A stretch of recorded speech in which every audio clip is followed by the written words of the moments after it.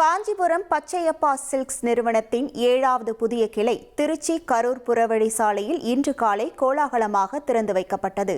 இந்த புதிய பிரம்மாண்ட கிளையை திமுக முன்னாள் அமைச்சர் KN நேரு குத்துவிளக்கேற்றி தொடங்கி வைத்தார்.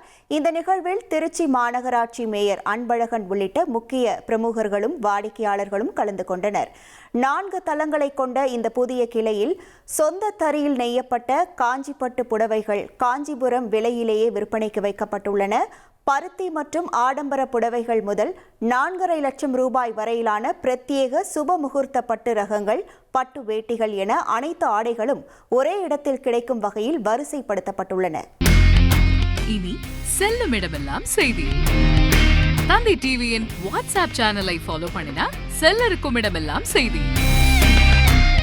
இதோ QR கோட் இப்பவே ஸ்கேன் பண்ணுங்க, ஃபாலோ பண்ணுங்க.